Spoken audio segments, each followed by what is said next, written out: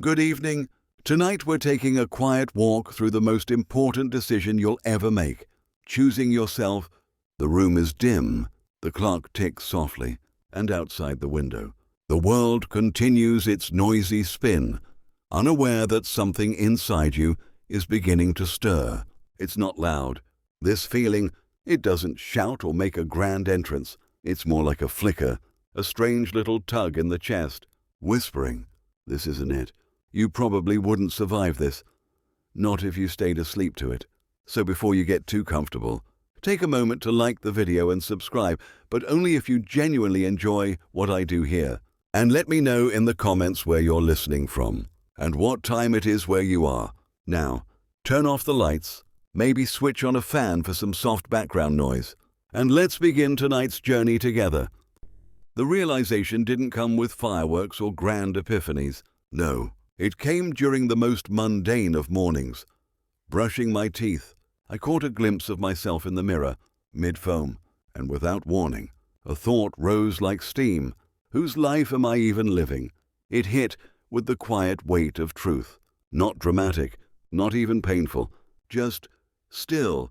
That's the thing no one tells you. Sometimes your greatest wake-up call sounds less like a scream and more like a sigh. I stood there, toothbrush dangling, as memories of recent months flickered through my mind. The job I took because it looked impressive on paper, the relationship I stayed in because it was comfortable, the events I attended, smiling politely while a dull ache grew behind my ribs. One by one, the pieces didn't quite fit, like wearing someone else's shoes and wondering why your feet hurt. I'd been doing everything right, and I'd never felt more wrong. It was like I'd built a life on a blueprint drawn by someone else. Teachers, employers, parents, old friends, all with the best intentions, I'm sure, but none of them living inside me. None of them knowing the quiet tug in my chest that said, "There's more." Here's the first old-age truth that snuck up on me. If you don't define your life, someone else will do it for you, and they'll be happy to. That day, I didn't quit my job. I didn't leave anyone. I didn't post a deep quote on Instagram or announce a new era. I just looked at myself in the mirror a little longer than usual. Really looked, as if I was searching for a map, or perhaps a door. And I whispered, very quietly, just to myself, "I want something else." That was the beginning. It's funny, the mind games we play. For years, I convinced myself I chose this path, that all my decisions were my own. But the truth was harder to swallow. I'd made most of them based on what would look good, not what would feel true. I was a master of the curated life, impressive, polished, approved, and utterly exhausted. Here's your quirky fact of the night. The average person makes around 35 euro decisions per day. Most of them are subconscious. Can you imagine how many of those are shaped by fear, habit, or someone else's voice in your head? At some point, I started wondering, if I stripped everything away, the shoulds, the expectations, the borrowed ambitions, what would be left? And for a while, I was afraid the answer would be nothing, because when you've built your identity on approval, choosing yourself feels like rebellion, like standing naked in a room full of dressed-up versions of you. It's raw, it's unnerving, but, and this is key, it's also where the truth begins to rise. Carl Jung once suggested that our task isn't to become good, or even successful, but to become whole. That scared me at first, because I didn't know what my wholeness looked like. I'd spent so long performing fragments. I couldn't imagine what the full picture might be. One night, I wrote a list, not of goals, but of feelings. How I wanted my days to feel. Not look, not impress, just feel free, soft, honest, a bit strange, maybe quiet in the right ways, spacious, like I had room to breathe. That list didn't match the life I was living, not even close. But instead of spiraling into regret, I just sat with it, let it hurt a little, let it settle, and then I made a deal with myself. One small change at a time, one gentle rebellion per day, a cancelled meeting I didn't need, a walk instead of a screen scroll, a moment of silence instead of filling the air with noise. Each act was tiny, but they added up. That's the academically debatable idea I'll leave you with tonight. Psychologists argue whether identity is fixed or fluid. Are we discovering who we are or creating it as we go? Personally, I think it's both. I think the soul leaves clues, breadcrumbs, and it's our job to follow them home. That morning in the mirror, I didn't find a roadmap, but I found something better, a question. And sometimes, that's all it takes. The thing about control is, it rarely feels like control. It disguises itself in neat little packages, daily routines, calendars filled with color-coded plans, life milestones checked off with ceremonial pride. It feels like you're in charge. But if you zoom out just a little, if you dare to really examine it, something unsettling appears beneath the surface. I began to notice it after that mirror moment. Suddenly, everything around me felt orchestrated, not by some sinister puppet master, mind you, but by a culture, a system, an invisible architecture built from decades of expectations. I didn't consent to most of it consciously. It just happened. Wake up, work, perform, please, smile, sleep, repeat, and in between all that, fit in exercise, friendship maintenance, email replies, decent skincare, being a team player, and trying not to look too tired lest someone ask if everything's okay. It was like living on autopilot with a pleasant background soundtrack, but the station wasn't one I had picked. One day I sat on a park bench watching pigeons fight over a crust of bread, and I had a ridiculous but strangely relevant thought. At least they know what they want. Here's something old people often say, and for good reason. Not everything that is faced can be changed, but nothing can be changed until it is faced.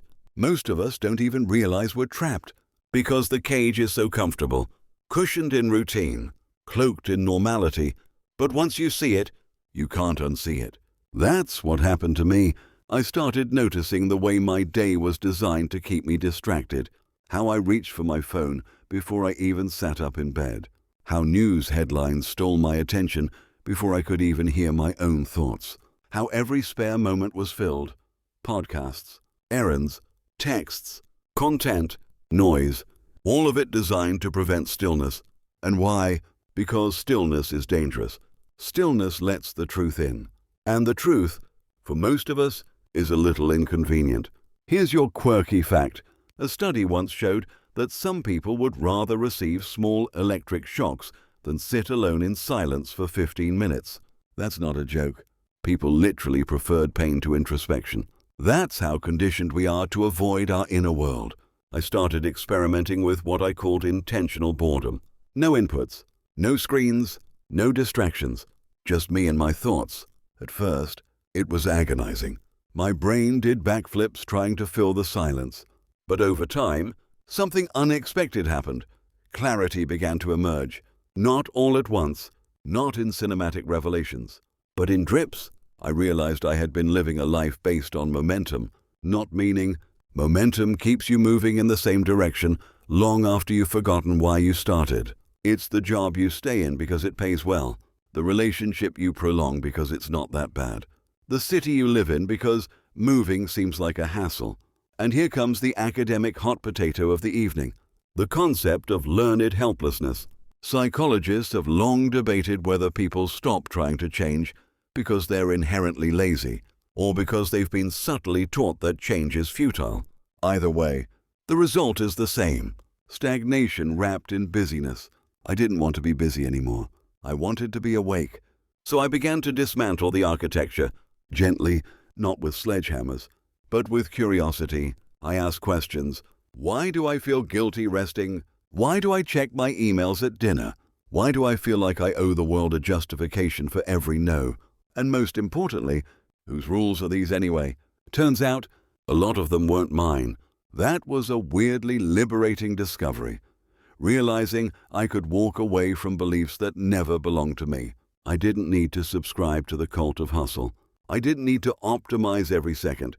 I didn't need to be on all the time. There's a line Jung once scribbled in a letter that I keep near my desk. The privilege of a lifetime is to become who you truly are, not who your school told you to be. Not who your boss expects you to be, not who social media applauds you for being, who you are. And the wild part, most of us have no idea who that is. Not really. because we've been so thoroughly trained to perform, to conform, to keep the machine running smoothly. But I was done with being a cog. I started choosing differently, not in grand, dramatic gestures, but in small, quiet revolts. Logging off, saying no, doing less, asking more, embracing the fact that productive isn't a synonym for valuable. And in that space, a sliver of self emerged, not a fully formed identity, just a flicker of someone I hadn't met in a long time. Me, not the polished version, not the charming one, not the one who knew all the right things to say. Just me, with all the contradictions, confusion, softness, and weird joy that came with it. And strangely, for the first time in a long while, I felt safe. Not because the world changed, but because I did. Have you ever noticed how loud silence can be? Not the silence of an empty room, but the silence inside you, the one that creeps in when the noise stops. That eerie, echoing quiet that makes your heart beat louder, your thoughts race faster, and your fears suddenly put on tap shoes and perform a little number across your brain. Yeah, that silence. I started hearing it more and more. It was around the third week of doing what I now call my life detox. Less phone, fewer distractions, no multitasking, more sitting with myself. And let me tell you, nothing will mess with your head more than spending time in a room alone with your own thoughts. It's like discovering your internal monologue has been running a 24-hour anxiety radio station without your consent. Still, I stuck with it, mostly because I was curious and, okay, maybe a little stubborn. You know what I learned? That silence wasn't empty. It was full of things I hadn't wanted to face. Old regrets, dusty memories, and uncomfortable truths that had been politely waiting in the lobby of my mind for years, sipping bad coffee and hoping to be acknowledged. And in the middle of all that was something even stranger. A whisper, not a literal voice, don't worry. I wasn't hallucinating, but something deeper. A knowing, a nudge. That whisper said, "Something's off." Not catastrophic, not dramatic, just off. Here's your quirky fact of the night. There's a psychological term called cognitive dissonance, which basically means holding two conflicting beliefs at the same time. For instance, believing you're living your best life while secretly dreading waking up every morning. Yeah, fun stuff. That whisper, that's your subconscious alerting you to the dissonance, the little glitch in the matrix, the spiritual equivalent of your check engine light blinking on. Carl Jung didn't think of the unconscious as some spooky, mysterious realm. He saw it as the rest of you, the part you've ignored, the part you've repressed, the part you desperately need if you ever want to feel whole. But most people, they run from it. Why? Because it's terrifying to look into the mirror and not recognize who you've become. And yet, that's exactly what I started doing. Every day, I carved out time to be alone, to listen, not to podcasts, not to guided meditations, just to whatever was bubbling underneath the surface. And oh, it bubbled. Old friendships I'd outgrown, careers I'd fantasized about but never pursued, words I never said to people I'd lost, dreams I had shelved because they didn't make sense. It was like cleaning out an attic you forgot existed, dusty, chaotic, and full of things you didn't even remember owning. But here's the thing. Buried in that mess were treasures, little glimmers of who I used to be, who I still was. Underneath all the conditioning and compromise, a version of me that danced barefoot in the living room, cried during cheesy films, and scribbled bad poetry in the margins of books. She hadn't gone anywhere. She'd just been waiting for me to shut up and listen. Here's something old age wisdom will tell you. The truth will set you free, but first it will make you miserable. And oh boy, was that true? Listening to yourself, really listening, means hearing things you don't want to hear, like how you're still carrying shame from something that happened 10 years ago, or how you keep choosing emotionally unavailable people because you're terrified of actual intimacy, or how your job, which looks perfect on paper, is slowly draining your soul like a phone battery stuck at 2%. But the beautiful part, once you hear it, you can't unhear it. And that gives you power, because the moment you acknowledge that something's wrong, you've already begun to change. Academic debate of the night. Some theorists argue that the unconscious only speaks in symbols, dreams, metaphors, archetypes. Others, more Jungian in nature, believe it speaks through discomfort, that every time you feel off, that's your psyche trying to have a conversation. Personally, I think it's both. I've had dreams that made no sense at all until 3 years later. I've also had migraines that turned out to be my soul's way of saying, get out of this situation now. Listening is a skill, one we're never taught. We're taught how to speak, argue, perform, please, but not how to listen, especially not to ourselves. So that's what I did. I listened. At first, it was hard to decipher the signals. Was that gut feeling intuition or just indigestion? Was that wave of sadness about the weather or something deeper? Over time, though, I got better at translating. Discomfort became a compass. Unease became a clue. Resistance became a doorway. The silence, it became a sanctuary. Don't get me wrong, this wasn't a spiritual Instagram moment with candles and tea. Sometimes it was messy. Sometimes it was boring. Sometimes it was just me staring at a wall, wondering if I'd officially lost the plot. But slowly, gently, that inner whisper grew louder. It said things like, "This isn't love," or "You're not tired, you're uninspired," or, my personal favorite, "You're allowed to change your mind." And each time I listened, my life shifted. Tiny pivots, nothing dramatic. A no instead of a yes, a question instead of an answer, a walk instead of a meeting. But those small choices added up. They became a new rhythm, a softer soundtrack, one that actually sounded like me. So here's my takeaway for you tonight. Silence isn't empty. It's full of truth. The question is, are you brave enough to hear it? Because once you do, the real work begins. And also, pro tip, maybe keep a notebook handy. The subconscious is a slippery thing. It'll whisper gold at 2 a.m. and then ghost you by morning like a Tinder date with boundary issues. But if you catch it, if you listen, you might just remember who you were before the world told you who to be. Fear has a remarkable talent for cosplay. It doesn't show up dressed in a black cape with ominous music playing behind it. No, fear is sneakier than that. It dresses up in perfectly reasonable disguises: responsibility, practicality, politeness, and my personal favorite, doing the right thing. I never realized how many of my decisions were made from fear until I started tracking them. Simple things, like agreeing to plans I didn't want, saying yes to projects I had no energy for, or even responding to texts instantly because I didn't want to seem rude. On the surface, these looked like responsible adult behaviors, but underneath, fear. Plain and simple. Fear of being judged, fear of being left out, fear of disappointing someone, fear of failure, fear of discomfort, and the worst one, fear of not being seen as a good person. Let me tell you a secret I wish someone had told me years ago. Fear is the worst life coach. Its advice always sounds like wisdom, but leads to burnout, resentment, and the slow erosion of self. It says things like, "Don't rock the boat," or "You should be grateful," or "If you say no, they'll think you're selfish." It took me a while to figure this out, but once I did, it was like someone turned on the lights in a dim room. Suddenly, I could see just how many of my so-called responsibilities were actually choices I was making out of fear. Here's a quirky little anecdote. In ancient times, people believed fear lived in the stomach, hence the phrase gut feeling. They weren't entirely wrong. Modern neuroscience tells us the gut has its own neural network, sometimes called the second brain.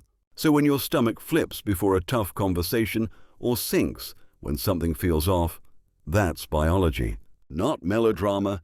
I started noticing when my body reacted before my brain caught up, like the tight chest I'd get when someone asked for a quick favor at work, knowing full well it wasn't quick and definitely wasn't a favor, or the way I'd clench my jaw while saying, "No worries, happy to help," or the shallow breaths before entering a room where I'd have to smile for people who didn't actually like me. And, if I'm honest, I didn't like them either. These weren't signs of maturity. They were symptoms of fear pretending to be responsibility. And the funny thing is, we reward this behavior. Society gives gold stars for self-abandonment. You get praised for being so dependable. so generous, always willing to help. Nobody ever asks if that generosity is costing you your peace. Here's an old-age wisdom gem that slapped me sideways the first time I heard it. You don't have to set yourself on fire to keep others warm. It sounds dramatic, but it's disturbingly accurate, because every time you say yes when you mean no, every time you swallow your truth to avoid conflict, every time you betray your needs to meet someone else's expectations, you are doing exactly that.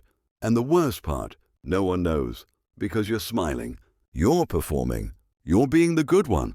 But inside, something starts to ache. That ache doesn't go away. It doesn't get better with time. It festers, and eventually it becomes fatigue, burnout, cynicism, or in my case, a deeply existential meltdown at a petrol station because I forgot my loyalty card. Yes, that happened. The point is, fear will run your life if you don't start interrogating it. Carl Jung believed that fear, especially the irrational kind, is often the voice of the shadow self, the parts of us we haven't integrated. When we don't acknowledge these parts, they run the show from backstage, pulling strings without our consent. So, I decided to invite fear out from the shadows. I started asking it questions. Why are you here? What are you trying to protect me from? Is this fear rooted in the present or in an old wound I haven't healed? This didn't make the fear disappear, but it changed our relationship. I stopped treating it as the boss and started treating it like a nervous intern who means well but doesn't really know what they're doing. Here's a hot academic debate that fits right in. Some argue that fear is purely evolutionary, a survival mechanism from our caveman days. Others, especially those in the Jungian tradition, say that fear also serves a symbolic function. It points to parts of ourselves we've disowned. Personally, I think fear's job isn't to stop us, but to signal where we need to grow. And, the places I needed to grow. Like learning to say I'm not available without over-explaining, or being okay with disappointing people, or accepting that some relationships were built on who I pretended to be, not who I really was. That last one stung, because once you start removing fear from your decision-making process, your life begins to shift. And not everyone will like the new version of you. The people who benefited from your fear-fueled compliance, they might fall away, but that's okay, because something beautiful happens when you stop letting fear drive. Your truth takes the wheel, and let me tell you, it may not be the fastest route or the smoothest road, but the view is unlike anything you've ever seen. It's quiet, it's clear, it's real. So if you're feeling torn between what's expected of you and what your soul is whispering, ask yourself this simple question. What would I choose if I weren't afraid? Not what's sensible, not what's responsible, not what's polite. What would you choose if fear wasn't calling the shots? Because on the other side of that choice is something you've been longing for without even knowing it. Freedom, and no loyalty card meltdown required. I remember the first time I said no and meant it. Not one of those half-hearted no's that's really a soft yes in disguise. Not the polite decline followed by an apologetic explanation and a nervous smile. I mean a firm, clear, respectful no, free of guilt, free of hesitation, and most importantly, free of fear. It was oddly anticlimactic. No dramatic fallout, no angry confrontation, no door slamming or friendships crumbling, just a slight pause, a shrug from the other person, and then silence. And that's when it hit me. Half the drama I feared existed only in my head. For years, I had operated under this unspoken agreement with the world. If I'm good, if I'm helpful, if I never make anyone uncomfortable, then everything will be okay. I don't know where I learned it. Maybe school, maybe family, maybe just osmosis from a society that equates goodness with self-sacrifice. But it became my default operating system. And like all faulty systems, it eventually crashed. It turns out, constantly overextending yourself for others doesn't make you a saint. It just makes you tired. Really, deeply, soul-level tired. So that day, with my voice steady and my chest surprisingly calm, I said no, and then I survived. No applause, no fireworks, just a quiet, Almost boring realization. I had given myself permission to matter. Quirky fact break. The word no is one of the oldest words in the English language, dating back to Old English na, which literally means not ever. It's been used for over 1,000 years, so really, you're part of a long and noble tradition every time you use it. Here's the twist though. The hardest person to say no to isn't your boss or your friend or your mother. It's you, or rather, the version of you that still believes being liked is the same as being safe. Carl Jung called this the persona, the mask we wear to navigate the expectations of society. It's not fake, necessarily, but it's not the full truth either. And when you spend too long living through the persona, you begin to forget who you are underneath it. That was me, saying yes not because I wanted to, but because my identity depended on it. If I wasn't the reliable one, who was I? If I wasn't the fixer, the helper, the one who always made time, then what exactly did I bring to the table? That question haunted me because deep down, I didn't believe I was worthy just as I was. I believed I had to earn my place in people's lives, which is, frankly, exhausting. Old age wisdom time. You teach people how to treat you. I used to think that quote was about confidence. Now I know it's about boundaries. Because every time you say yes when you want to say no, you're teaching the world that your needs come second. And worse, you're reinforcing that belief within yourself. Academic debate of the hour. Psychologists often argue whether boundaries are a sign of emotional maturity or just a form of control. The Jungian camp would argue it's neither. Boundaries, to them, are sacred. They're the containers within which true connection can happen. Because here's the paradox. The more you honor your boundaries, the more available you become, authentically available, not out of obligation, but out of choice. And when your presence is rooted in choice, not duty, it becomes more powerful, more nourishing, more real. So I started setting them. Boundaries. That is, small ones at first, like not answering texts immediately, not saying yes to every invitation, not pretending to agree when I didn't. Then bigger ones, like ending one-sided friendships, turning down opportunities that didn't align with my values, speaking up even when my voice shook. It wasn't easy. Sometimes it felt like walking a tightrope with no safety net. Sometimes I doubted myself. Sometimes I overcorrected and built walls instead of bridges. But with each attempt, I learned boundaries aren't walls. They're doors with locks that only you hold the key to. They're the way you tell the world, this is where I end. And you begin, this is what I can offer. And this is what I cannot give without harming myself. And slowly, miraculously, the world started responding. The people who were only around because of what I gave them, they drifted away. But the ones who stayed, they started seeing me, not the persona, not the performance, just me, and that was terrifying.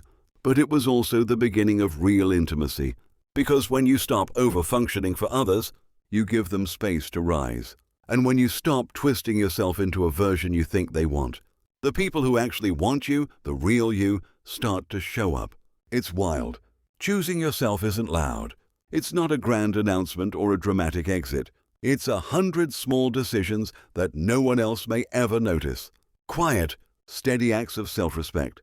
But they add up, and one day you wake up, and your life feels different. Not perfect, not problem-free, but honest.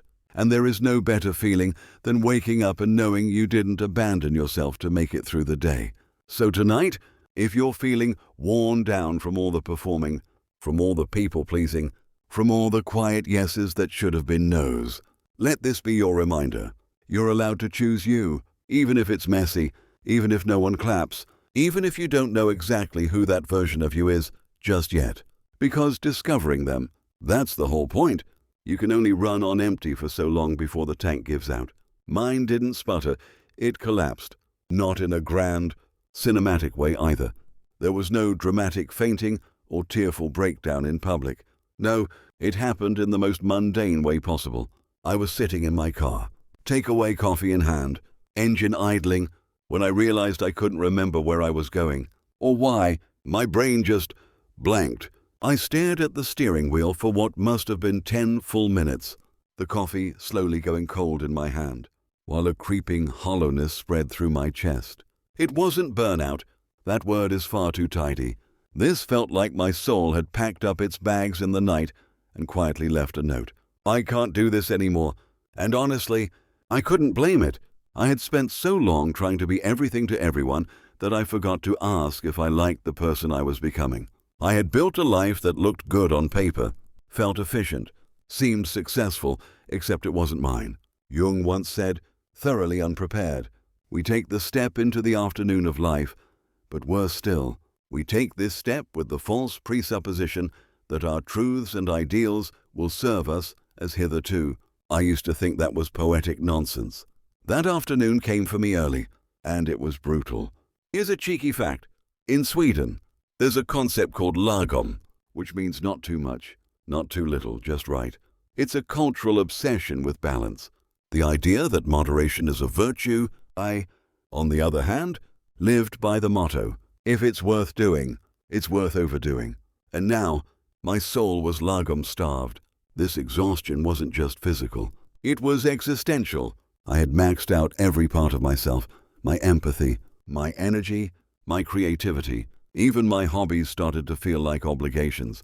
I wasn't living, I was coping. And when coping becomes your default mode, life becomes dangerously quiet. Not peaceful, numb. That's when the questions started. Why am I so tired all the time? Why does everything feel like a chore? Why does success feel so hollow? And the most terrifying question of all, what if this is it? That one hit hard, because if this was it, if this was the reward for all the effort, the sleepless nights, the people-pleasing, the overperforming, then something had gone terribly, terribly wrong. So I did the unthinkable. I stopped, not for long, just a few days. But in those days, I didn't answer emails. I let the dishes pile up. I turned off my phone and lay on the living room floor staring at the ceiling, letting the silence stretch and yawn around me like a cat in the sun. At first, it felt indulgent. Then it felt terrifying. Then it felt like breathing again. You see, the world doesn't want you to rest. Not really. It will tell you to hustle, to keep pushing, to be productive. Rest, in this context, is seen as laziness, a luxury, something you earn after you've collapsed. But what if rest isn't the reward? What if it's the strategy? There's a quiet rebellion in rest, in choosing stillness over busyness, in deciding that your worth isn't tied to your output. Academic bickering alert. There's ongoing debate among behavioral scientists about whether humans are biologically designed for constant productivity. Some argue that the industrial age rewired our rhythms, while others say we've always been meant to cycle between effort and rest. Honestly, I side with the nap enthusiasts, because something miraculous happened when I gave myself permission to do nothing. The world didn't end. The sky didn't fall. My life didn't unravel. Instead, I began to hear things I hadn't noticed in years. Birdsong, the soft rustle of leaves, my own thoughts, unhurried and unjudged, and underneath it all, that faint whisper of the soul, the part of me that had grown tired of being ignored. She didn't return with anger. She came quietly, like an old friend, settling beside me on the floor. She didn't say I told you so. She just waited. And finally, I listened. Old age wisdom for the win. The soul always knows what to do to heal itself. The challenge is to silence the mind. I'd spent so long trying to think my way out of exhaustion that I forgot healing isn't intellectual, it's instinctual. And that instinct told me to slow down, to go outside barefoot, to nap in the afternoon, to say no without a reason, to eat slowly, walk aimlessly, breathe deeply. It sounds simple, banal, even, but in a world fueled by urgency, simplicity is a revolution. So I made rest a ritual, not a productivity hack, not a biohacker's optimization. Just rest, in its purest form, unapologetic, unearned, uninterrupted. And in that rest, I found things I thought I had lost. Joy, creativity, curiosity, even laughter, real, full body, ridiculous laughter that made my stomach ache. Turns out, your soul has a sense of humor. Who knew? Rest didn't solve all my problems. It didn't pay my bills or answer my emails or organize my inbox, but it reminded me who I was underneath the roles. And once I remembered, I couldn't go back. Because choosing yourself isn't just about saying no to others. Sometimes it's about saying no to the version of you that keeps pushing, performing, and pretending just to feel valuable. Sometimes it means turning off the noise and tuning in to the quiet parts, the ones you've drowned out with hustle and high-functioning survival. So if you're tired, not just sleepy, but soul-deep tired, please know this: you are not broken. You are overdue for rest. You don't have to earn it. You just have to choose it. There's a strange thing that happens when you begin to truly rest, to stop moving just long enough for everything you've been outrunning to catch up with you. At first, it's peaceful. Then it's chaos. It's like inviting silence into your home, only to discover that silence is carrying a suitcase filled with every unresolved emotion you never dealt with. And trust me, silence is terrible at unpacking neatly. That week, after I began to rest, wasn't the spiritual retreat I expected. It was a full-blown emotional ambush. I cried over a song in a toothpaste commercial. I felt irrational anger toward my furniture. I kept remembering awkward things I said 15 years ago. Jung would call this a confrontation with the unconscious. He believed that what we suppress doesn't disappear. It hides in the dark, gaining weight and complexity until it bursts through the cracks when we're too tired to hold it back. It turns out rest doesn't just refill your cup. It clears the clutter at the bottom you've been pretending wasn't there. And what did I find in that clutter? Grief, not the capital letter kind, but the quiet grief of unlived days, of conversations I never had, of things I let go of not because I wanted to, but because I thought I had to. There was also resentment. Oof, that one came in loud and cranky, demanding attention like a toddler in a supermarket. Resentment, I've learned, is just a signal that a boundary was crossed and never reset. And beneath that, loneliness. The kind you can't fill with company, the kind that stems from being disconnected not from others, but from yourself. It was sobering, humbling, slightly embarrassing, like discovering that your inner world is actually a hoarder's basement and someone just turned on the lights. Quirky fact of the night: in Japanese culture, there's a concept called marjian, which refers to the space between things, the pause in music, the silence between words, the empty parts of a room. It's considered essential to beauty and meaning. In Western culture, we often try to fill every space. In Ma, the space is the point. And so I leaned into my own Ma. I let the emptiness speak. At first, it was uncomfortable. I kept trying to escape it with distractions, my phone, snacks, suddenly urgent home organization tasks. But nothing stuck. Nothing silenced the feeling that something long buried was surfacing. Jung spoke often of the shadow self, the parts of us we hide, deny, or repress because they don't align with our ideal image of who we are. We all have a shadow. It's not evil, it's just unacknowledged. Mine showed up with a suitcase full of old patterns. People-pleasing, perfectionism, the need to be the smartest one in the room, the silent belief that if I was just good enough, no one would leave. Yeah, that one stung. Here's the funny thing about facing your shadow: it's rarely cinematic. It's not a spiritual lightning bolt or a loud epiphany. It's quieter than that, more subtle. It's hearing your own thoughts and realizing how cruel they are. It's noticing the way you flinch when someone offers you help. It's paying attention to how quickly you downplay your achievements or make a joke to avoid vulnerability. Old age wisdom whispers, what you resist persists. I never quite understood that until I saw it in action. How every time I tried to outrun my shadow, it simply followed me, dressed in different clothes. But once I turned around and faced it, it didn't disappear, but it stopped chasing. It started to walk beside me instead. Academic tug of war. Some psychologists argue that focusing too much on the shadow can deepen neurosis, while Jungians argue the opposite, that integration is the path to healing. Personally, I think ignoring your shadow is like ignoring a smoke alarm. It might feel convenient at first, but eventually something's going to burn. So I sat with it, literally. I'd sit on the floor, eyes closed, hands resting on my knees, and just let whatever came up come up. Some days it was memories. Other days it was emotions I couldn't name. Sometimes it was just an overwhelming urge to get up and do anything else. But I stayed, because here's the secret no one tells you. Your shadow isn't trying to sabotage you. It's trying to protect you. It learned those patterns for a reason.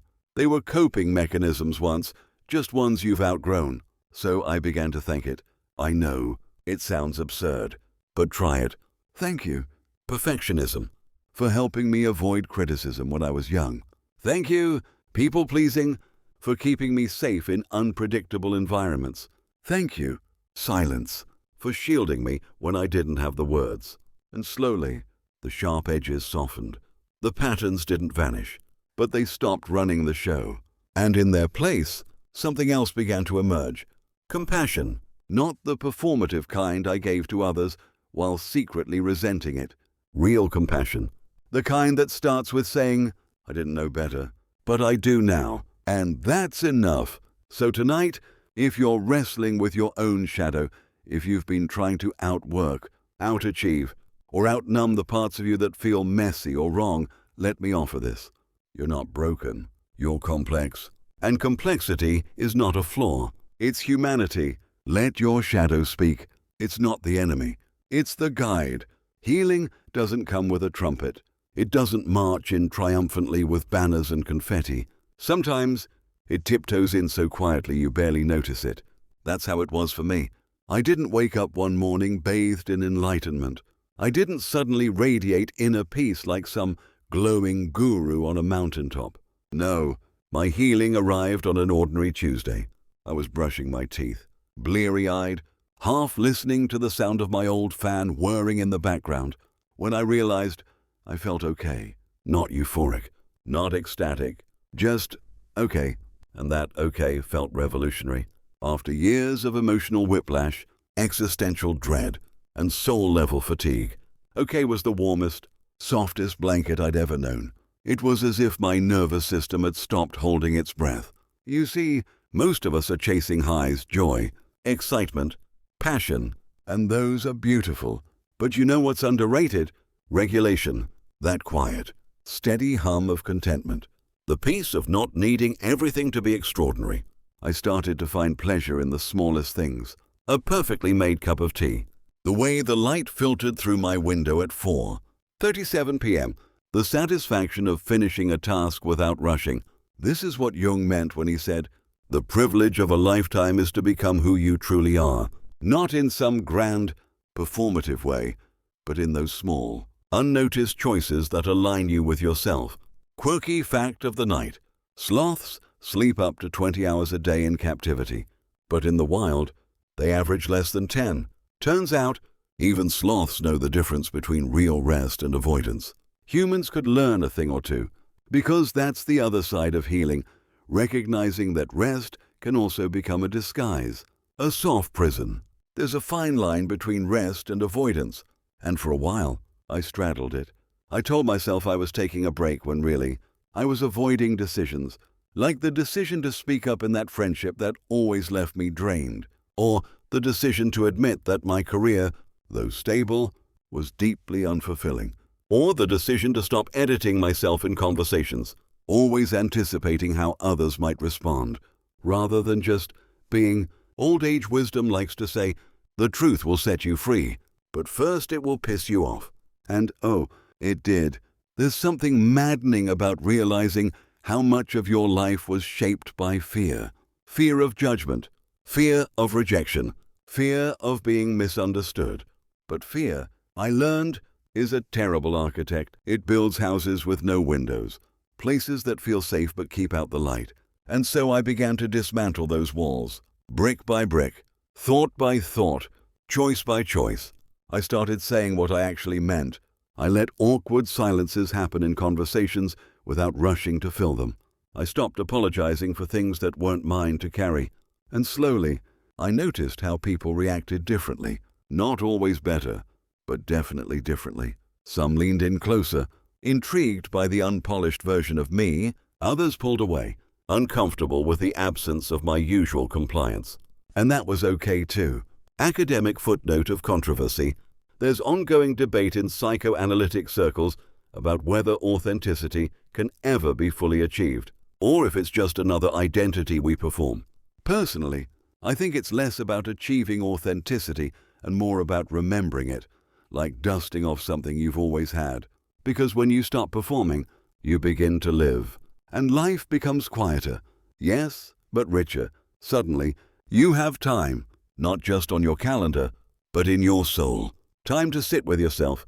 Time to wonder what you actually like, outside of trends or approval. Time to let life unfold instead of forcing it. And let me tell you, those quiet discoveries are everything. I found out I genuinely love doing absolutely nothing on Sunday mornings. I discovered I don't like avocado toast. Despite ordering it for years, I realized I prefer paperback books to Kindle. And I finally admitted I don't enjoy big parties. I'd rather have 3 friends and a blanket fort. These aren't life-altering revelations, but they're pieces of me. And piecing myself back together wasn't some grand puzzle. It was more like collecting sea glass, soft, weathered fragments that used to be sharp and dangerous, but now glimmered gently in the light. Each moment of honesty, each small act of alignment, each decision made from desire rather than duty, they became part of the mosaic. A mosaic of someone I was finally beginning to like. That was new for me, liking myself, not in a self-help book affirmation way, but in a quiet, casual way, like how you feel about a cozy jumper you've worn 100 times. Familiar, comfortable, yours. And that changed everything, because once you like yourself, you stop begging others to like you. You stop over-explaining. You stop overcompensating. You stop contorting yourself to fit into spaces that were never built with your shape in mind. Instead, you begin to build your own spaces, ones that fit you as you are, not as you were trained to be. So if you're in that in-between place, resting but unsure if you're healing, noticing things but unsure what to do with them, know this: you're not behind, you're not lost, you're just slowing down enough to see clearly, and that is where the real journey begins. I used to think that rest was a reward, something you earned after being good, productive, or useful enough, a luxury you grant yourself when the world says, okay, you've done enough for now. But as the days grew softer, and the pace of my inner world began to match the rhythm of my breath rather than my deadlines, I started to see rest differently. Rest, I realized, is not a break from life. It is life.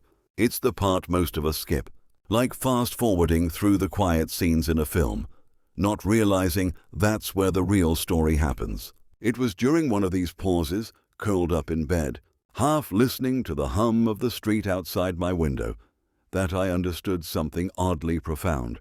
I had never truly allowed myself to rest. Sure, I'd stopped working, I'd taken holidays, but I hadn't released myself from internal pressure. Even when doing nothing, my mind would spin with guilt, a constant whisper, you should be doing more. Sound familiar? There's an insidious belief tucked deep inside modern culture that your worth is measured by your output, that rest must be justified, that if you slow down, you're falling behind. But behind what, exactly? Whose race is this? I started questioning it all. Why do we honor busyness but mock slowness? Why do we equate stillness with laziness and urgency with importance? When did exhaustion become a badge of honor? Old-age wisdom says, don't confuse motion with progress. And yet, that's exactly what we do, rushing through life like it's a to-do list, only to collapse at the end, wondering why we never felt present. That Tuesday, I gave myself permission, not just to rest my body, but to rest my being, to stop performing wellness and start inhabiting it. I made a cup of tea and sat on my windowsill with no phone, no book, no plan, just me, my breath, and the quiet rebellion of not needing to achieve anything. It was uncomfortable at first. There's a reason so many of us resist rest. It forces us to confront things we've buried under busyness. Things like boredom, grief, longing, disappointment. The haunting question, is this it? But discomfort isn't danger. It's just a sign you're touching something real. Quirky fact of the night. In ancient Egypt, they believed the heart, not the brain, was the seat of thought and emotion. Before entering the afterlife, your heart would be weighed against a feather. If it was heavy with regret or lies, you couldn't pass. What a poetic way to think about inner peace, as something light enough to float. And so, I leaned into lightness. I began unlearning the guilt of slow days. I stopped narrating my productivity to justify my rest. I didn't do much today, but I needed it became simply, I didn't do much today. Full stop. No apology. Because rest, when done properly, is a recalibration. It's the body's way of remembering its own wisdom. It's the mind defragging after too many open tabs. It's the soul asking, can we please pause and check in? Academic side debate. Some researchers argue that the modern glorification of hustle culture is a trauma response, an inherited survival instinct from generations who equated busyness with safety. That if you're moving, you're not a target. It's a compelling theory. Makes you wonder what stillness might feel like if we no longer needed to be on the run. For me, stillness became a mirror, and the reflection surprised me. I wasn't just tired.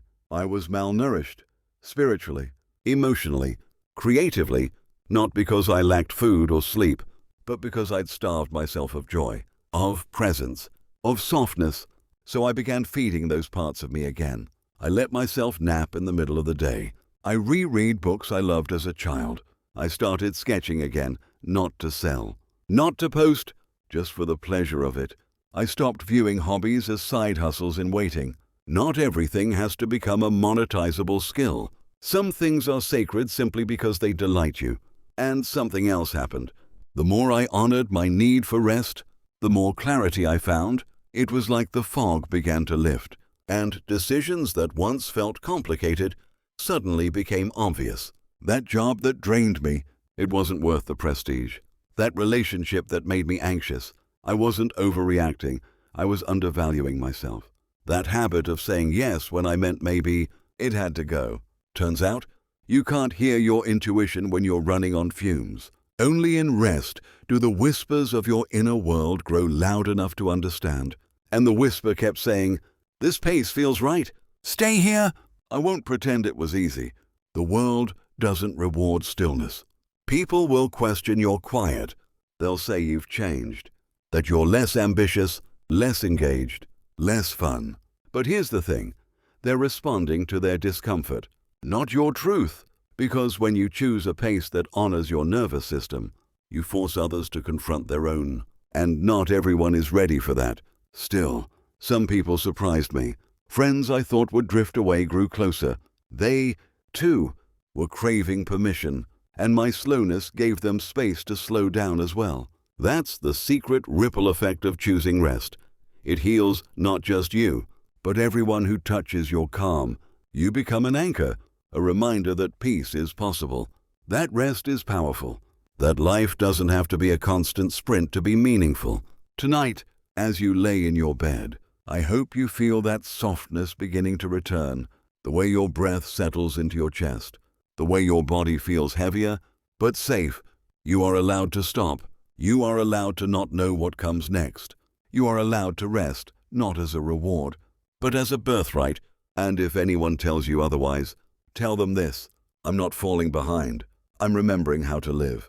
It's funny, isn't it? How when you finally stop to rest, you start to remember things, not just memories, but parts of yourself you'd quietly tucked away, like that drawer you avoid opening because you're not quite ready to see what's inside. That's what began happening to me. One evening, I was folding laundry, an activity I've always found oddly meditative, when I caught a whiff of a scent from an old jumper. Lavender, the kind my grandmother used to keep in her drawers. And just like that, I was 12 again, lying in her garden, watching clouds float by while she hummed some old song about the wind. It was such a simple, fleeting moment, but it hit me like a thunderclap wrapped in a lullaby, because I realized I'd forgotten how to daydream. When was the last time I lay somewhere and let my thoughts drift like clouds? No phone, no productivity, no agenda, just letting my mind wander without supervision. Daydreaming used to be my sanctuary, a soft, secret place where I could try on different versions of myself. Imagine lives not yet lived. But somewhere along the line, I'd replaced it with doom scrolling, not quite dreaming, definitely not restful. And so I made a deal with myself. Bring back the daydreams. Give them space again. Each afternoon, even just for 5 minutes, I'd sit by the window and let my mind go wherever it wanted. Some days it wandered to the past. Some days it built fantasy homes in the forest. Some days it just played that memory of my grandmother's humming over and over. And slowly, like seedlings after rain, imagination began to sprout again. That's the thing about healing. It isn't just about shedding pain, it's about reclaiming joy. Old age wisdom likes to say, joy is the most vulnerable emotion. And it's true, because joy asks you to be open, to risk feeling deeply, to say, yes, this matters to me, even though it might not last. But isn't that the point? To feel it anyway. Quirky fact of the night, otters hold hands while they sleep so they don't drift apart. It's called a raft. I'm sorry, but if that doesn't make you smile just a little, your heart needs a nap. And speaking of drifting, do you know how often we drift away from ourselves without even noticing?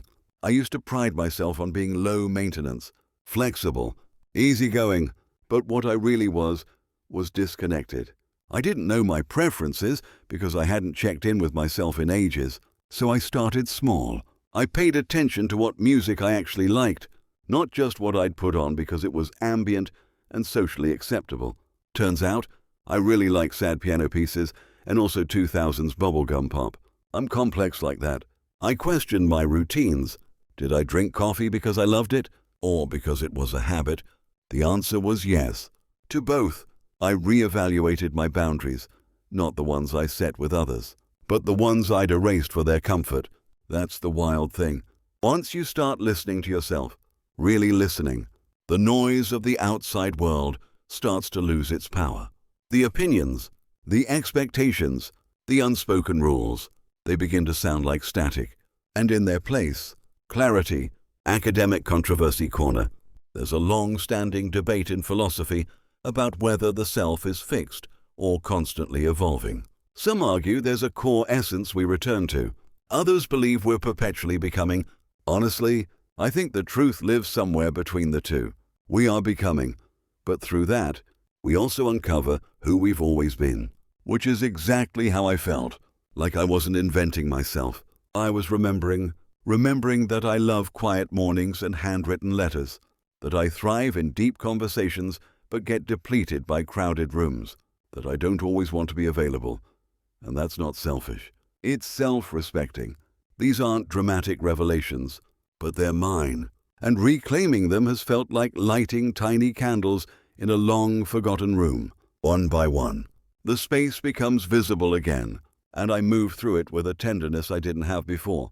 You see, when you start making decisions based on alignment rather than obligation, everything shifts. You speak differently. You breathe differently. You look in the mirror and, though nothing dramatic has changed, you recognize yourself a little more each day.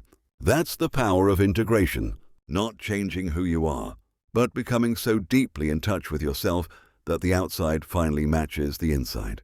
And maybe for the first time ever, it feels easy to exist, not because life is easy, but because you're no longer resisting your own truth. These moments, this sense of alignment, it's addictive, not in a harmful way, in a soul-expanding, oh, this is what being alive is supposed to feel like way.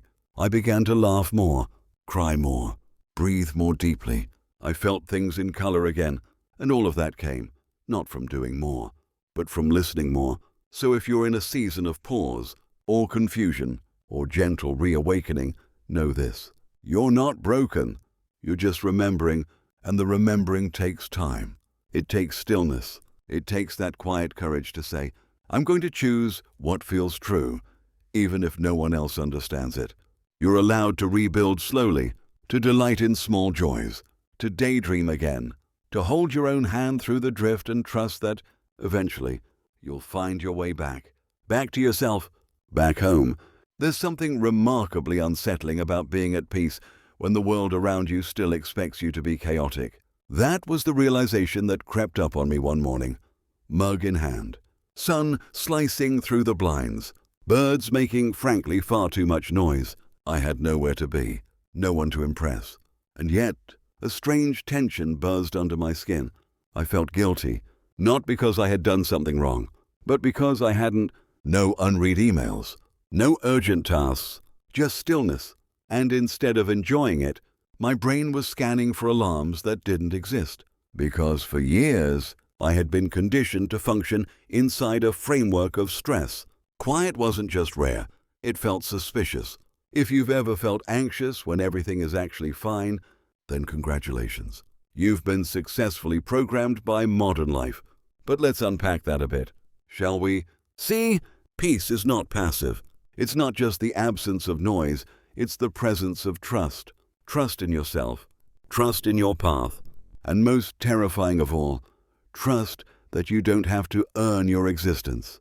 Old-age wisdom I once read in a dusty book said, "The fruit does not rush the ripening." And that image never left me, because for so long I treated my life like a race against decay, as if slowing down meant I'd miss the good stuff. But the truth, the good stuff is the slowing down. It's the sip of tea that you actually taste. It's the walk without a destination. It's the sentence you write slowly, intentionally, because it feels good in your mouth. We've built a world obsessed with momentum, but I began to realize sometimes the most radical thing you can do is stop. Quirky fact of the night, sloths, those masters of idleness, only poop once a week, and it's considered their most dangerous activity. Why? Because they have to climb down from their trees to do it, making them vulnerable to predators. Imagine your weekly bathroom break being a life or death gamble. That's commitment to peace. Anyway, back to us.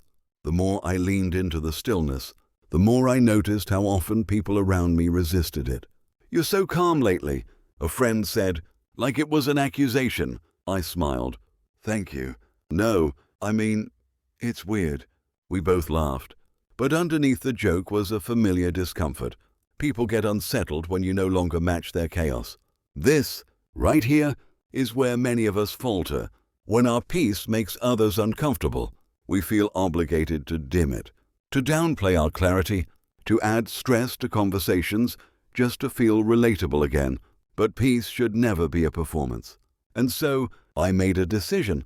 I would no longer shrink my serenity to fit into noisy rooms. The irony, as soon as I stood firm in that decision, the rooms began to quiet themselves.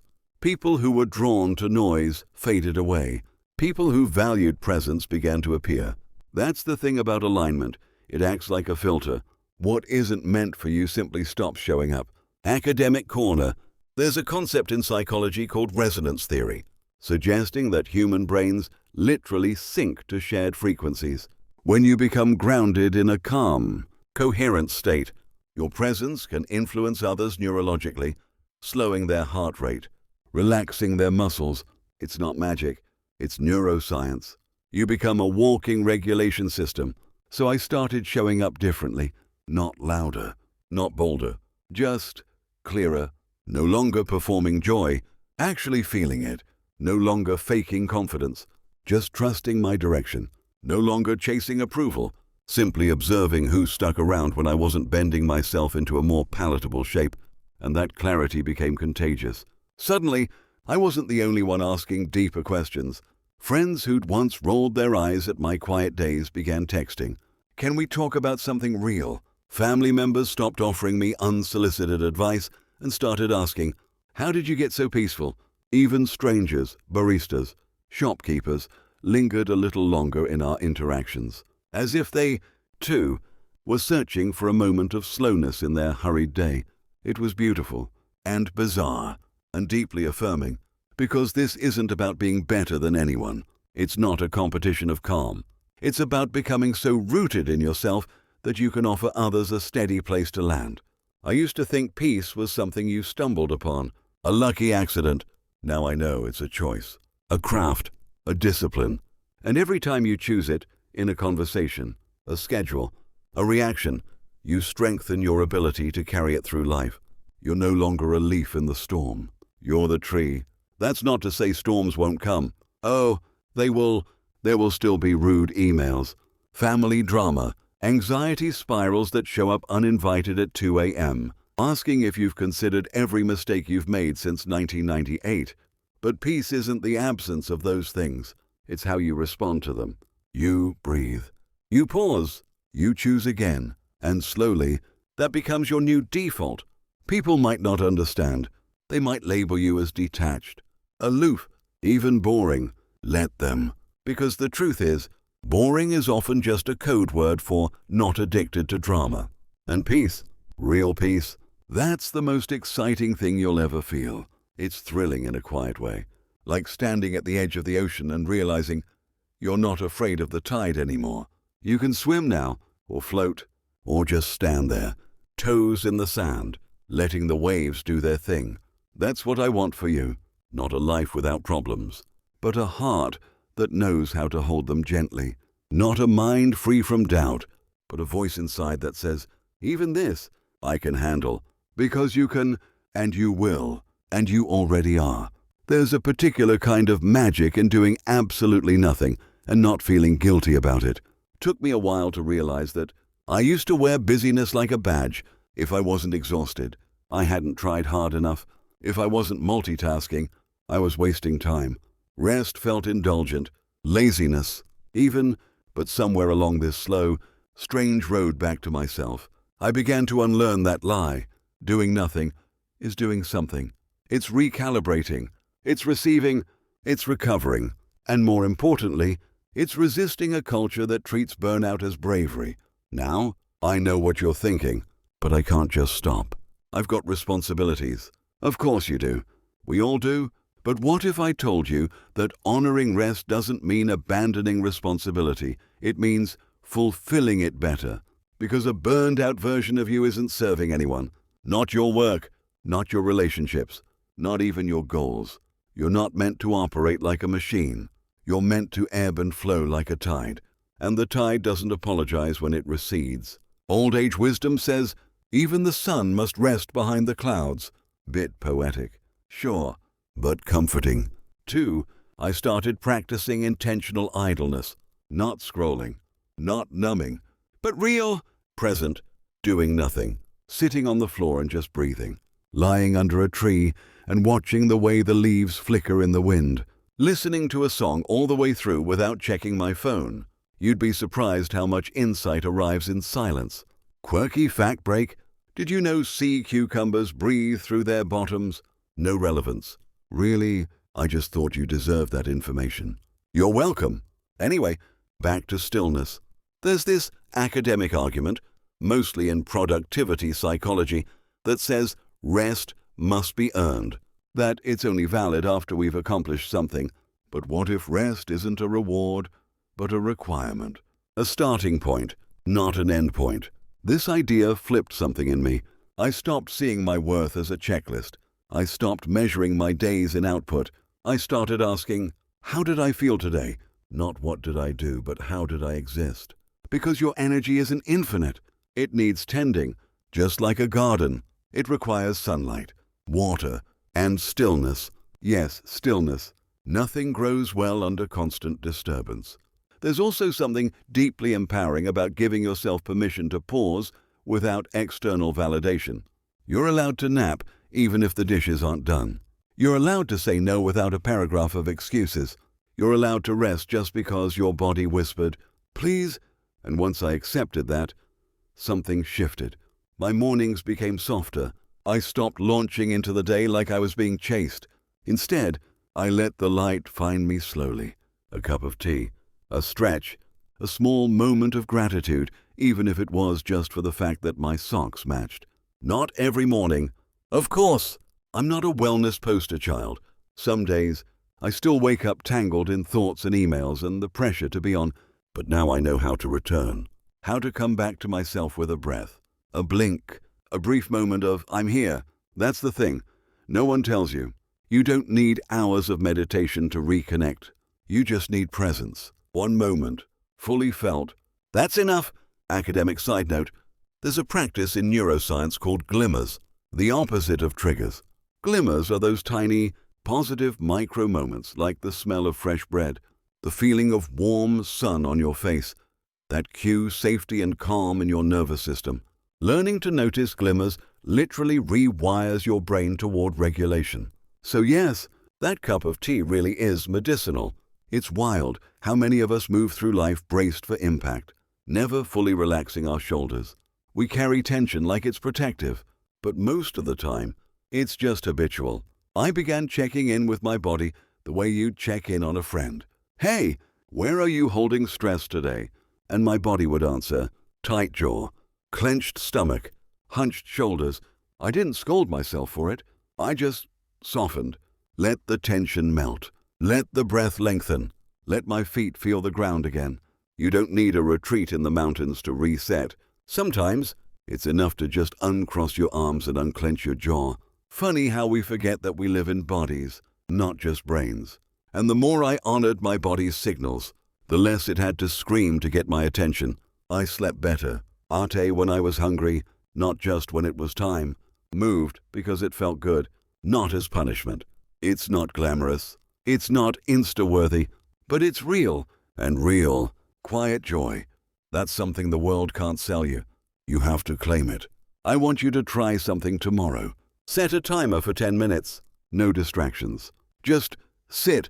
Let your thoughts wander. Let your breath find its own rhythm. Don't try to meditate. Just be, and then ask yourself, what would feel nourishing right now? Maybe it's a walk. Maybe it's a song. Maybe it's finally deleting that group chat that's become more stress than connection. Whatever it is, do it gently. You're not behind. You're not failing. You're remembering, and that is a sacred kind of progress. There's a strange kind of peace that shows up when you finally stop negotiating with people who don't even know who they're talking to. I don't mean that in a smug way.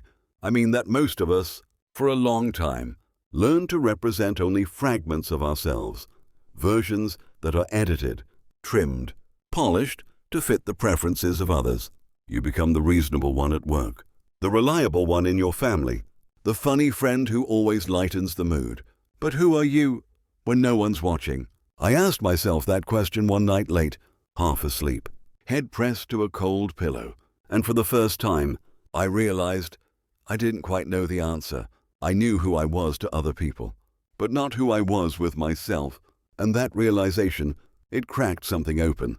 I started noticing all the places I shrank to make others comfortable, all the yeses I said out of habit, all the silence I kept just to keep the peace. Peace, by the way, isn't real if it requires you to go to war with yourself. I thought about a line I'd once read in a Carl Jung text. The privilege of a lifetime is to become who you truly are, not to perform it, not to explain it, just to be it. But that means letting go of the performance. And for me, that was terrifying. Because what if people didn't like the real me? What if I wasn't interesting without the act? What if my boundaries, my honesty, my softness were too much? Spoiler alert, for some people, they were, and you know what? That's not a tragedy. That's clarity. Old age wisdom says, not all who leave are a loss. And I felt that in my bones. Quirky fact break, octopuses have 3 hearts, and 2 of them actually stop beating when they swim. So yes, technically, exercise breaks their hearts. You and I aren't the only emotional messes out there. Anyway, back to boundaries. There's an academic theory, relational cultural theory, that suggests human connection is only nourishing when it's mutual, empathic, and growth-fostering. If you're the only one adjusting, only one reaching, only one compromising, that's not connection. That's performance. So I stopped performing. At first, it was awkward. I fumbled with honesty, said things like, I don't actually want to do that, and then panicked at the silence that followed. But over time, something miraculous happened. I stopped betraying myself. I stopped ghosting my own needs. I stopped editing myself into someone else's comfort. That's not to say I became rude or indifferent. Quite the opposite. I became present. With myself, with others, with my values. And presence is powerful. You can feel it in a room. It doesn't shout, but it doesn't hide either. It's the difference between talking to someone who's rehearsing a role and someone who's just there, fully, authentically. I began having deeper conversations, shorter small talk, more space. less noise. I stopped explaining my boundaries like courtroom defenses. I started saying, "This is what I need right now," and letting that be enough. And the people who were meant for me, who could meet me in that space, began to show up. Not because I begged, not because I convinced, because I became visible to myself. That's the thing about choosing yourself. It doesn't require you to fight. It just requires you to stop disappearing. I also began noticing my inner narrative. All those old stories, I'm too much. I don't want to be a burden. If I'm honest, they'll leave. They weren't facts. They were echoes. Echoes of moments where I was too much for someone who couldn't hold me. Echoes of times when honesty did lead to distance. But I had to ask, do I really want to live my life based on the wounds of people who misunderstood me? Or do I want to try again with new people, new choices, and a new understanding of my worth? And slowly, one truth at a time, I chose the latter. Academic footnote. There's a psychological phenomenon called self-verification theory, where we subconsciously seek out relationships that confirm our existing self-beliefs, even if those beliefs are negative. Meaning, if you believe you're unworthy, you may gravitate toward people who treat you accordingly. But when you rewrite your inner narrative, your standards shift dramatically. So I rewrote mine. I began to believe I was allowed to take up space. I began to believe that not everyone needed to get me, and that wasn't a personal failure. I began to believe that honesty isn't cruel. It's kind, even when it stings. And you know what happened? The chaos fell away, not overnight, not neatly, but slowly, steadily. The people, habits, and patterns that weren't aligned with my truth stopped sticking. They didn't need to be forced out. They just didn't fit anymore. And in their place, peace. Not the peace of solitude alone, but the peace of standing in your truth, regardless of who's watching. So if you've been bending, shrinking, folding yourself to fit into someone else's container, consider this your gentle nudge. You were never meant to be folded. You were meant to expand, to unfold, to bloom, even if it takes time, even if some people leave, even if your voice trembles, because the real ones, the ones who matter, they don't need you to shrink. They need you to show up fully. Honestly, I never thought I'd say this, but the best decision I ever made was one I didn't announce. No dramatic speech, no farewell post, just a quiet, almost imperceptible shift in direction, one tiny, soul-honoring choice at a time. Choosing myself wasn't some grand, cinematic moment. It was mundane, messy, awkward, even, but it was mine. It started with something small. I stopped replying to texts the moment they arrived. Silly, right? But it was revolutionary for me. I'd been trained, conditioned, really, to be available, to be responsive, to be agreeable. My presence was expected on demand, and I rarely questioned it. Until one day, I did. I paused, took a breath, and replied when I was ready. Tiny act, massive shift. You see, it wasn't about the texts. It was about reclaiming my energy, about making the smallest of spaces my own again. Carl Jung once said that loneliness does not come from being alone, but from being unable to communicate the things that seem important to you. That hit me hard, because for the longest time, I was surrounded by people, yet deeply disconnected. I wasn't voiceless. I just wasn't heard. Not really.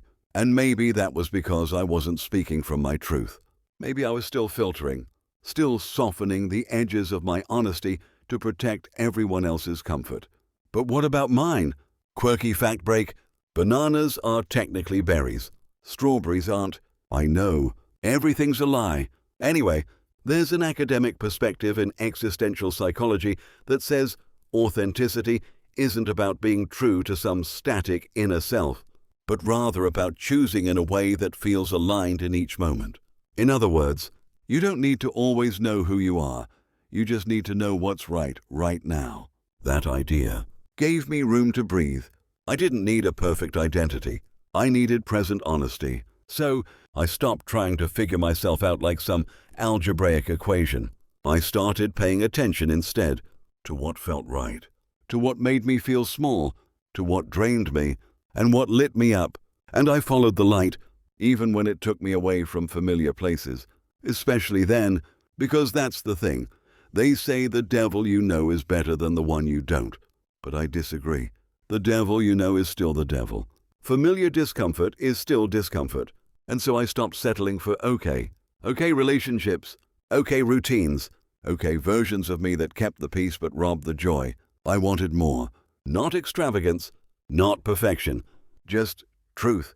Even if it was messy, even if it made things weird, even if it meant losing people, which I did, not all at once. But gradually, there were friendships that couldn't withstand the new boundaries. Conversations that fizzled when I stopped doing emotional labor on their behalf. I grieved that quietly, fully, but I didn't go back. Because there's no version of me worth maintaining if it cost me myself. Old age wisdom says you cannot heal in the same place you got sick. And I took that one seriously. I stopped returning to old wounds, hoping for different outcomes. I stopped trying to explain my healing to people committed to misunderstanding me. I started walking my way out, step by reluctant step, until one day I turned around and realized I wasn't in survival mode anymore. I was free, not of problems, not of pain, but free to choose again, to rewrite the story, to let go of the narrative that I had to earn my place by being agreeable, palatable, perfect. I was allowed to be unfinished, unpolished, unapologetic. And that permission, it changed everything.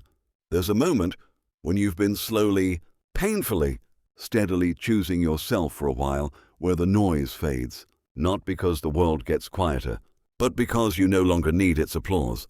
You're no longer dancing for approval. You're rooted now in something real, in yourself. That's the moment you realize you've crossed over, from performance to presence, from fear to alignment. And here's what no one tells you about that space. It's peaceful, yes, but it's also powerful. You no longer get swept up in every emotional storm. You no longer chase people who don't see your worth. You no longer apologize for simply existing. You stand, you breathe, you be, and the world, believe it or not, begins to adjust, not in dramatic fireworks, in subtle, quiet shifts, new conversations, new invitations, new synchronicities that feel too precise to be chance. Because when you live in truth, truth responds. It finds you, and it stays. Academic note here. Systems theory suggests that all parts of a system adapt when one part changes. So when you shift, everything around you starts to respond. Not because you forced it, but because energy is contagious. Your peace becomes the room's anchor. Your clarity becomes your compass. Your authenticity becomes the filter. And suddenly, life feels lighter. Not easier, but more yours. So if you're still in the middle of the mess, still wrestling with the discomfort of choosing yourself for what feels like the first time, keep going, I promise. What's on the other side of that discomfort is a freedom you can't even imagine yet. But it's waiting for you, right there, beyond the guilt, beyond the fear, beyond the habit of disappearing. And when you arrive, you'll know, because for once, you won't need to explain yourself. You'll simply feel home. I think the most underrated moment of personal growth is when you walk away from something and no longer feel the urge to look back. Not out of bitterness, not from spite, just peace. There's no grand announcement, no musical crescendo, just a quiet, almost imperceptible release, like the soft exhale after holding your breath far too long. I had one of those moments recently. I was walking through the park, coffee in hand, morning sun brushing against my face like a soft whisper, when I realized I hadn't thought about them in weeks, them being the people, the past versions, the old lives I once clung to like life rafts. And it felt good, freeing, not because I'd forgotten them, but because I'd finally remembered me. See, Carl Jung once said, your vision will become clear only when you look into your heart.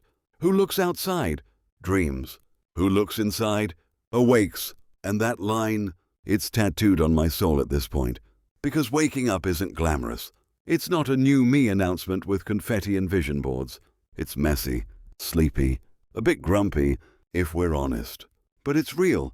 Waking up means noticing when you're performing again, even subtly, It means catching yourself mid-people-pleasing and going, there it is again. It means not shaming yourself for old patterns, but gently unlearning them. One breath, one boundary, one choice at a time. There's an academic model in behavioral psychology called the trans-theoretical model of change.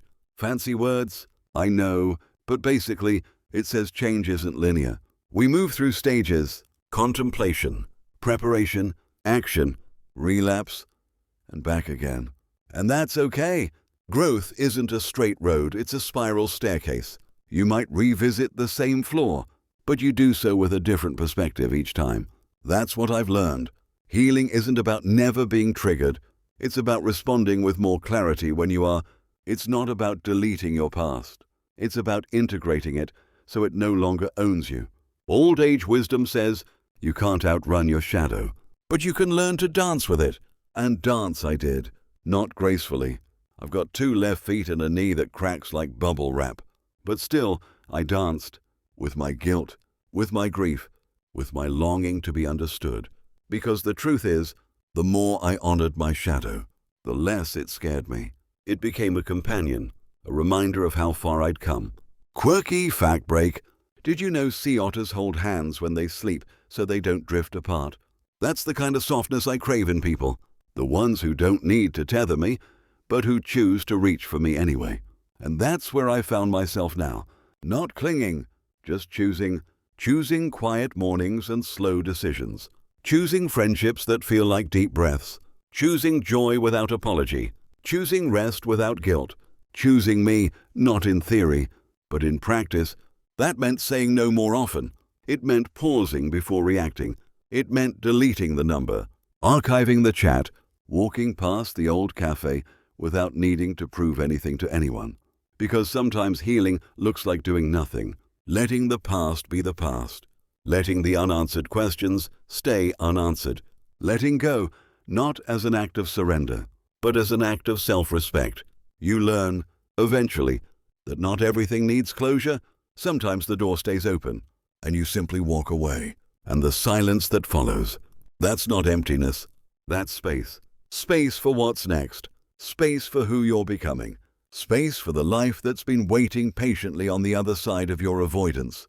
And here's what I know now. Your peace is too precious to trade for crumbs. Your truth is too sacred to water down for someone else's approval. Your life, yes, your life is not a rehearsal. This is it, right here, right now. So make it count. Let go of the role. Step into your essence. Speak kindly. Love deeply.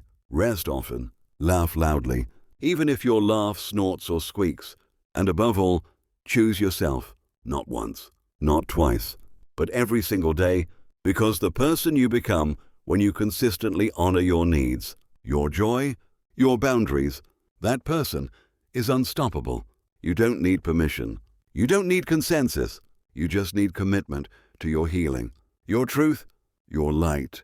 And when you give yourself that, everything changes, not all at once, but beautifully, gradually, irreversibly, like the first morning after a long, dark night. You blink, stretch, and suddenly realize you made it. So here we are, quietly arriving at the end of our journey together. No fireworks, no grand declarations, just a soft, steady breath and a peaceful knowing. You've come a long way, perhaps without even realizing it, because real transformation doesn't always look like a revolution. Sometimes it sounds like silence, feels like space, moves like water. Tonight, we wandered through the winding corridors of choice, of authenticity, of what it really means to belong to ourselves. We dared to look inward, to question the scripts we were handed, to gently loosen the grip of stories that no longer serve us. And maybe, just maybe, you've discovered something essential hiding beneath the noise, that your truth was never missing, only waiting to be heard. So take this calm with you. Let it settle into your bones like a familiar song. Let it remind you that you're allowed to start again, that choosing yourself isn't a selfish act, it's the most generous thing you can do, not just for you, but for everyone around you. And if the world ever feels too loud again, if you ever forget just how far you've come back here, listen again, and remember, Your peace is yours to protect. Your path is yours to walk. And you, just as you are enough. Sleep well now, dream kindly, and know this, you are never alone.